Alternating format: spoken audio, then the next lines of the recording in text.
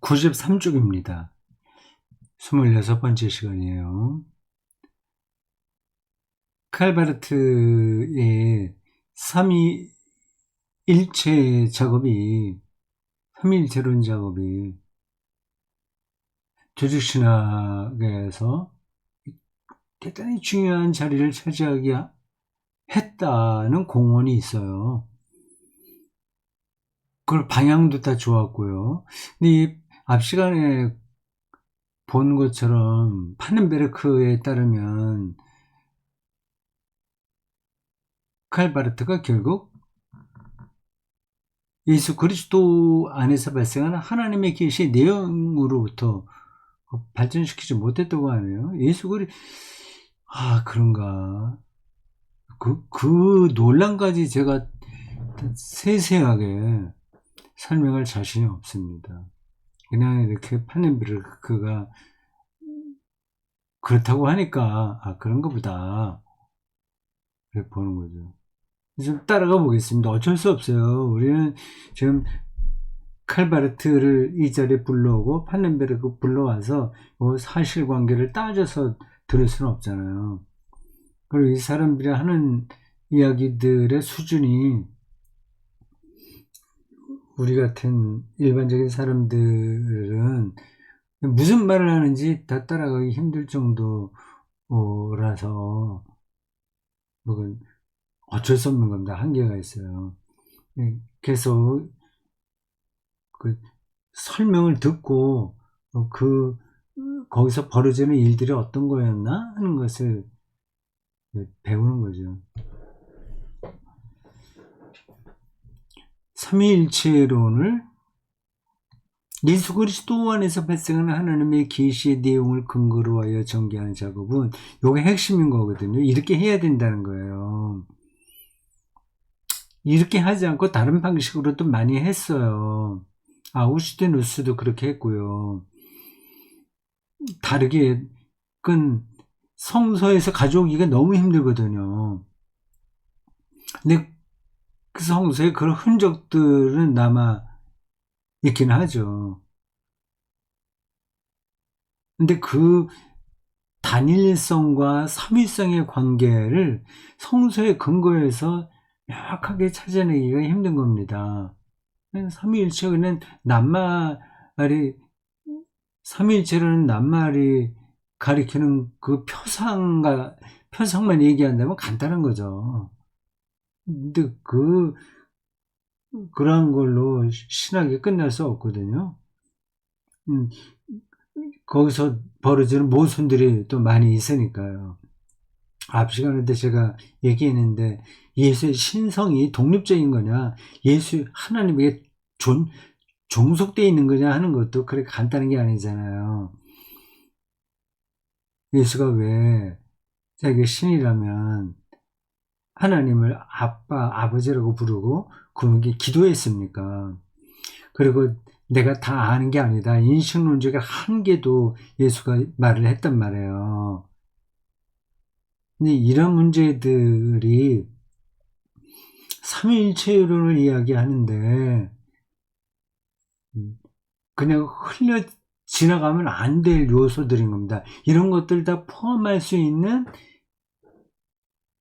어떤 개념들로 설명이 돼야 되는 거죠. 그래서 교부 시대 때부터 굉장히 어려운 작업을 진행해 온 겁니다. 그래서 많은 교부들이 종속론으로 자꾸 돌아갈 수밖에 없는 거예요. 결국 예수는 신은 신이고 하나님의 아들은 분명한데 독립적으로 그가 신이라고 하긴 좀 뭔가 찜찜한 거죠. 그 표현은 적절하지 않아요. 찜찜하다기보다 명쾌하지 않은 겁니다. 자기의 인식론적 한계를 인정함에도 불구하고 고유한 신성이 가능한 어떤 개념과 관계들을 찾아내야 되는 거예요. 그게 이제 삼위일체 신학 작업입니다. 그게 간단한 문제가 아니잖아요. 그러니까 정성론으로 돌아가면 아주 쉬운 거예요. 신은 신이지만 하나님에게 속해 있는 거다. 똑같지 않다.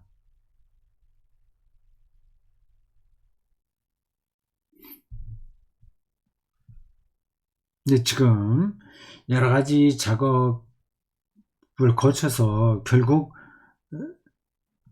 이 계시의 내용에 근거한 삼위일체 신학 작업이어야 한다는 데까지 온 겁니다. 바르트가 그걸 시도했으나 그는 판넨베르크가 볼 때는 성공적이지 못했다. 이 작업은 반드시 아버지께 대한 예수의 관계로부터 출발해야 된다. 이건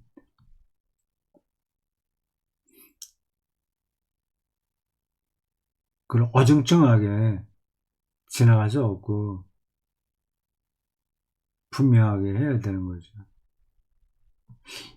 이 관계, 하나님 아버지와 예수와의 관계는 하나님의 통치를 전하는 하나님 나라예요. 이건 하나님 통치, 하나님 나라를 전하는 메시지의 맥락 속에서 표현되었다. 예수의 신성에 대한 신약 성서의 진술들은 그의 하나님의 아들 되심을 전제하고 있다. 아들 하면은 좀 격이 낮은 것처럼 느껴지잖아요. 아버지 그 밑에 아들이 있으니까 아들 되심을 전제하고 있으며 최종적으로는 아버지에 대한 예수의 아들로서의 관계 속에 근거해 하고 있다. 아빠 아버지라고 불렀죠. 155 각주 잠깐 볼까요? 발터 카스퍼가 다시 나옵니다. 가톨릭 신학자, 조직 신학자로서 이분이 생존에 있는지는 제가 잘 모르겠어요. 생존에 있지는 않을 거예요, 지금은. 그래도 현대 조직 신학자인데 유명한 분입니다. 발터예요. 발터 카스퍼. 내어 곧 하나님. 예수 그리스도의 하나님. 마인츠 1982년 298과 371조. 또한 몰트만 나오네요. 몰트만과 판넨베르크 두 사람이 현대 한 개신교 신학의 두 거봉이라고 할 수 있죠. 그분이 쓴 트리니테트 삼위일체 운트 그리고 라히코테스 하나님의 나라 멘션 1980년 81에서 91쪽은 올바르게도 삼위일체론을 아들로서의 예수의 역사에 근거에 전개한다. 이 역사 이게 번역이 돼서요. 이게 히스토리인지 워크인지 모르겠네. 예수의 역사, 아들로서의 예수의 활동. 이게 번역하는 사람이 이런 것들은 정확하게 짚어줘야 되는데. 하지만 여기서 예수가 아버지와 그의 다가오는 나라에 대해 선포한 것이 출발점을 형성했어야 했고, 또한 그 선포는 그것으로부터 정당화될 수 있는 아들의 파송에 대한 진술들과는 보다 더 분명하게, 즉 그 진술들로서 시작했던 몰트만의 경우보다 더 분명하게 구분했어야 된다. 또한 아들의 칭호와 예수의 세례 사이의 연결성이 공간복음 전통 안에 존재하는데, 이 연결은 예수가 아들의 칭호를 자기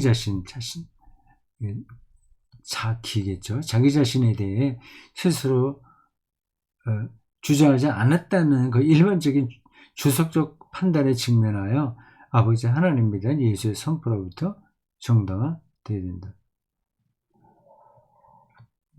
난 하나님의 아들이야. 자기가 그렇게 대놓고 말하지 않았다는 거죠. 그의 메시지와 활동이 아버지께 대해 갖는 관계는 부활 사건이 그의 정권을 신적으로 확증한다는 관점에서 예수의 하나님의 아들 되심에 대한 그리스도교 공동체적 고백의 토대를 형성했다. 아들로서의 예수를 아버지로부터 구분하거나 아버지와 결합하는 것은 영의 이해, 곧 영을 아버지 및 아들과는 구분되는 세 번째 형태로 이해하기 위한 전쟁이지만, 이 형태는 아버지와 아들의 연합과 가장 긴밀히 결합되어 있기도 하다. 신적인 영을 하나님으로부터 나온 창조적 능력으로 이해하는 것은 유대 전통에서 오랫동안 신뢰되어 왔던 사실이다. 이건 유대교에서도 인정하는 관점이에요.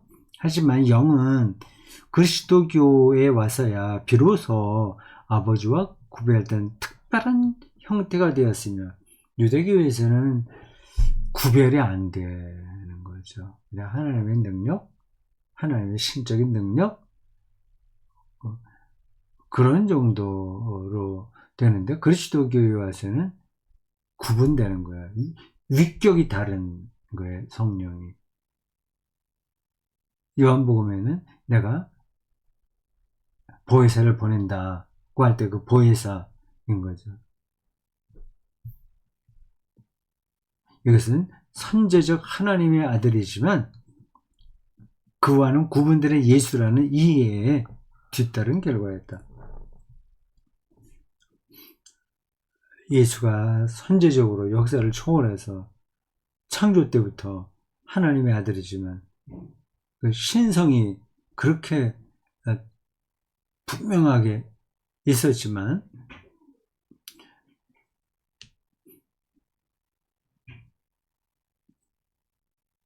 그러니까 하나님과 하나였던 그분이었지만, 그러나 하나님과 구분된다고 하는 겁니다. 이게 구분이 중요한 거예요.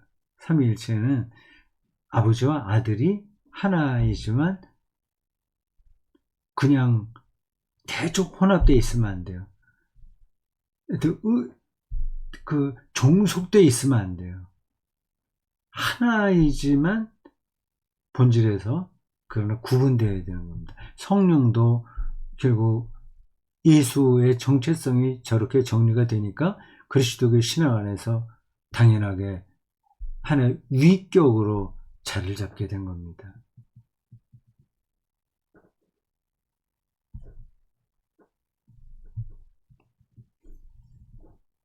삼위일체론이 예수와 아버지와의, 그리고 아버지와 영과의 관계를 해석한 것이라면,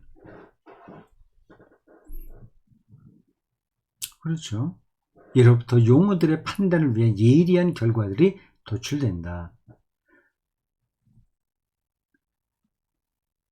이 판단은 삼위일체론의 고전적 소설들이, 아주 교부시대 때의 표현들이 아버지, 아들, 영 사이의 관계를 묘사하기 위해 발전시킨 것들이다. 그 용어를 어떻게 쓰느냐 하는 게 중요한 거죠. 호모 우시오스 이런 용어요. 호모 이 우시오스, 헤테로 우시오스, 또 페르조나, 히포스타시스. 지금 제가 그리스어, 라틴어 그런 것들을 명확하게 구분하지 않고 막 용어를 남발해서 지금 말씀드렸어요. 그러한 단어들을 초기 교부들이 정확하게 선택해서 삼위일체론에 적용시키려고 했던 겁니다. 그게 그렇게 간단한 문제가 아니었기 때문인 거죠. 용어 선택에서 대단히 면밀한 그 판단이 필요했던 겁니다. 동방교회, 이게 콘스탄티노플 중심의 교회입니다. 동방교회. 서방교회는 로마 중심이고요. 비잔틴 문화를 배경으로 하는 교회예요. 동방교회의 삼위일체론이 요한적 용어와 긴밀히 연결되어 아버지로부터 아들의 출생과 그런 표현들이 있어요. 그 신학 문서예요. 영이 아버지로부터의 발현을 구분하는 반면에 아버지로부터 출생했다고 그런 단어를 썼고, 영에 대해서는 발현이라는 단어를 썼다고 하네요. 그 그리스어 어떤 건지는 모르겠습니다. 여기서는 독일어로만 표현했어요. 구분하는 반면에 이왕 동방교회에서 나온 주장이라고 한다면 그리스어로 출생과 발현을 표기해 줬으면 좋은데 안 했네요. 라틴적 중세기는 중세기 넘어와서는 이제 거의 이제 라틴어로만 신학이 전개됐습니다. 중세기는 아들과 영의 기원을 발출로 통합하여 두 가지 발출을 말했고, 발출.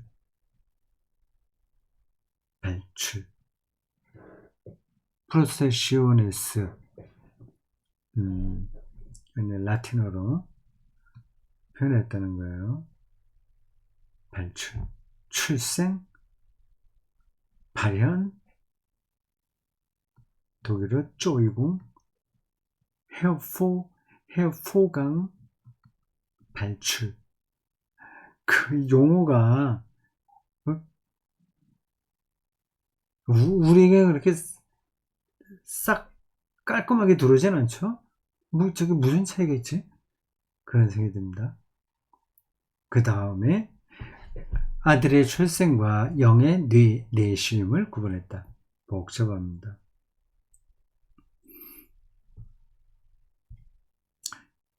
영원한 신적 본질 속에 있는 두 가지 발출의 결과로서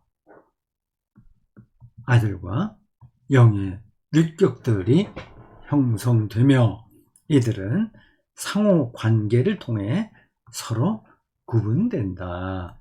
아버지와 아들과 영이 구분되는 거죠. 그걸 발출이라는 단어로 해명했다는 거 아닙니까? 저게 어느 정도 설득력이 있는지는 저는 잘 모르겠습니다.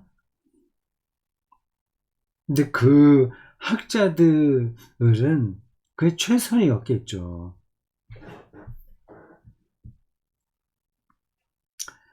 두 가지 발출은 아들과 영, 아버지로부터의 발출은 고전적인 삼위일체론에 따르면 아들의 파송,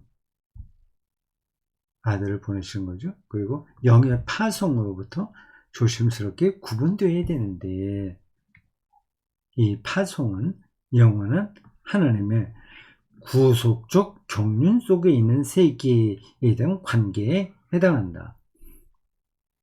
파송은 어떤 구원 사명과 연관되는 거죠.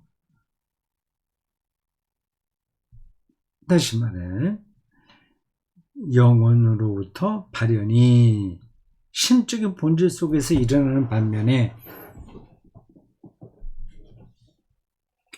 아들과 영의 파송은 발현과 파송의 차이를 설명하는 거예요. 파송은 영의 선물처럼 수령할 누군가 혹은 주어지는 무엇인가의 대상들에 관계한다. 그 학자들 수고를 많이 했습니다. 이걸 설명하기가 그렇게 쉽지 않은 거라서 이렇게 저렇게 여러 가지 시도를 한 겁니다. 요 대목은 그럴듯하게 들려요. 발현은 신적인 본질에서 일어나는 거. 파송은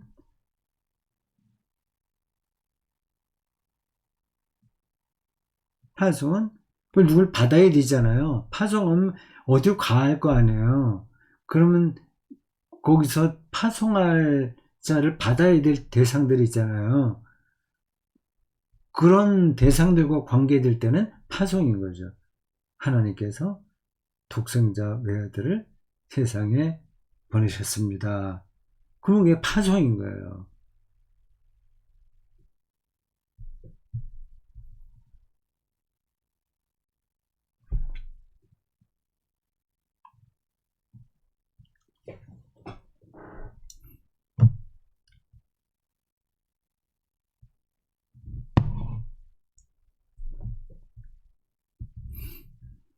출생과 내쉼 사이, 그리고 보냄과 선물 사이,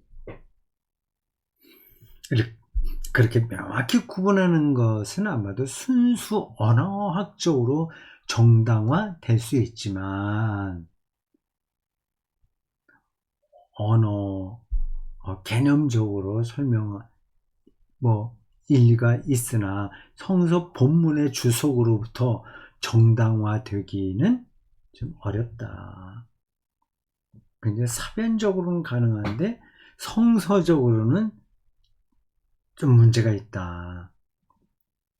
영의 내심과 관련된 요한복음 20장 22절에 따르면 제자들이 바로 그렇게 중재된 영을 전달받은 자들이다. 여기서는 영원한 내심에 관해서는 아무것도 알려지지 않는다. 바로 이 구절에서 아담에게 영이 전달되는 창조 기사가 연상된다면 그것은 하나님과 피조적 현실성 사이의 관계 속에서 발생하는 행위에 관계된다. 나아가 요한복음 15장 26절에서도 아버지로부터 나오는 영의 발현과 아들의 파송, 발현과 파송, 지금 용어를 교부들부터 시작해서 동방의 신학자들을 거쳐 라틴 신학에 이르기까지 대단히 정밀하게 골라내고, 그 단어들을 골라내고 거기서 어떤 그 신학, 삼위일체론적 신학의 정당성을 확보하려고 했다고 하는 거예요. 그래서 그걸 지금 페넨베르크가 설명하고 있어요.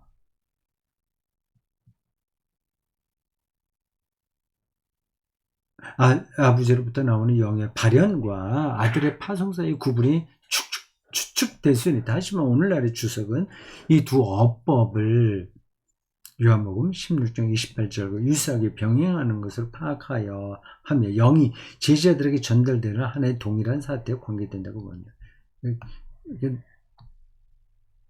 그 성서 본문으로 뭐 발현과 파송 이런 것들을 그렇게 구분하는 거는 이렇게 정당성을 확보하기가 좀 어렵다. 그 얘기입니다.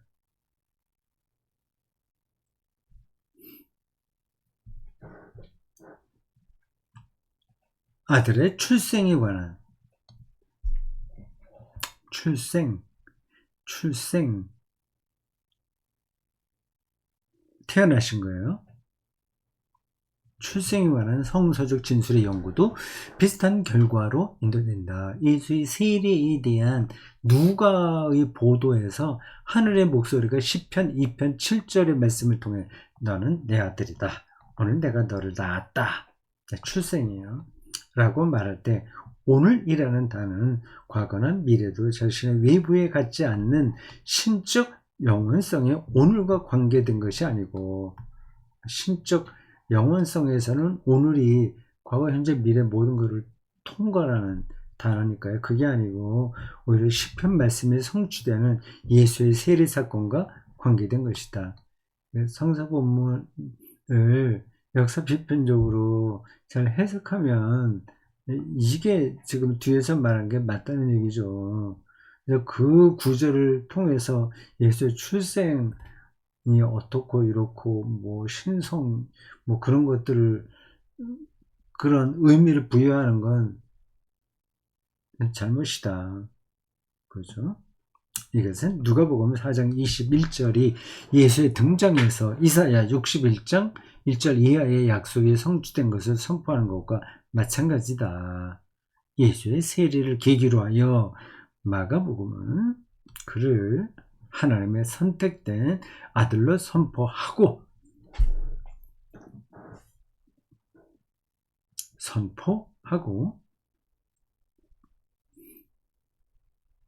마태복음에서는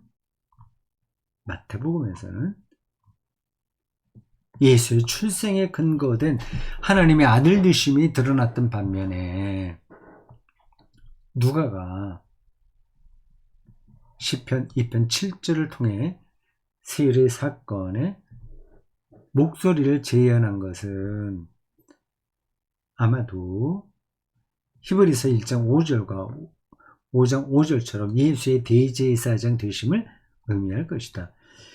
이렇게 성서에 대한 성서 주석들이 나온 뒤로는 삼위일체라고 생각할 만한 성경 구절들을 마음대로 끌어다가 쓸 수는 없게 된 거예요. 그러니까 신학이 발전하게 되는 겁니다. 그런 역사 비평들이 교부 시대나 중세기까지도 별로 없었거든요. 물리학도 그렇지 않습니까? 몰랐다가 학자들에 의해서 어떤 물리의 세계가 점점 많이 밝혀지는 것과 같잖아요.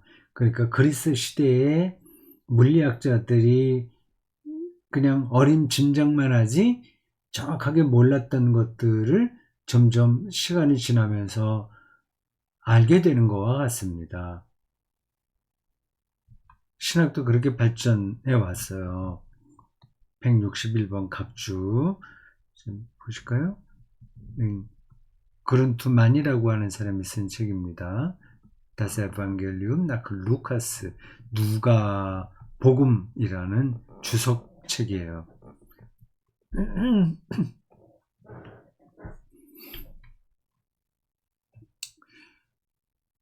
물론 이것은 사도행전 13장 33절에 대해서는 거의 성립될 수 없는데, 왜냐하면 여기서 시편 2편 7절은 예수의 부활과 관련되기 때문이다. 성경 구절 제가 머릿속에 다 그대로 있어서 줄줄줄줄 이렇게 말씀드리는 좋은데 그렇게 하지 못해요.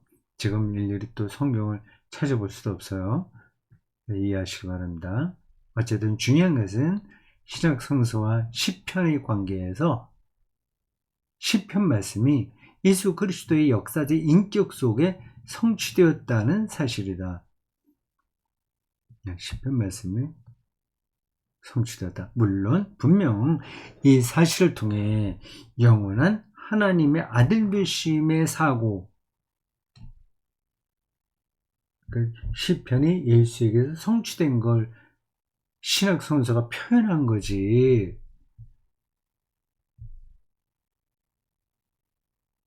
본래부터 그렇게 있었던 신성을 말하려고 하는 건 아니었다니 그 뜻입니다. 그렇다고 해서 예수의 아들, 하나님의 아들 되심이라는 생각이 배제되는 건 아니다. 하지만 이러한 생각은 그런 성경 구절로부터 근거될 수는 없다. 하나님의 아들 되심을 신약 성서가 이게 배제하는 건 아니지만 그런 근거라고 하는 성경 구절들이 정확하게 해석된 게 아니다. 그런 생각을 위해 요한복음이 예수를 하나님의 독생자로 지칭하는 것을 증빙으로 삼는 것은 또 충분하지 않다. 뭐 어떻게 해야지 충분하다는 거예요? 갈 길이 멀죠. 그 구절들은 예수가 하나님의 유일한 아들임을 말해줄 뿐, 영원한 출생이라는 생각, 영원한 출생, 이게 신성이거든요. 그걸 표현하지는 않는다. 163번에서 브라운이라고 하는 사람이, 그 영국 학자인가 보죠. 요한복음 1장에서 12장까지에 대한 복음서 Gospel according to 요한복음 1장 아니요 요한 지나가겠습니다. 저 표기가 뭔지 모르겠네. 오리게네스는 잠언 8장 23절과 결합함으로써 비로소 그 표상에 충분한 성서적 기초를 이끌어냈다. 하여튼 그러한 시도들을 많이 했다는 거예요. 성경 구절에 근거해서 예수의 영원한 출생을 말입니다. 오리게네스도 그런 작업을 한 거예요. 근데 그거는 성서를 잘못 봤다. 그 얘기입니다. 네, 수고했습니다. 골치 아프죠.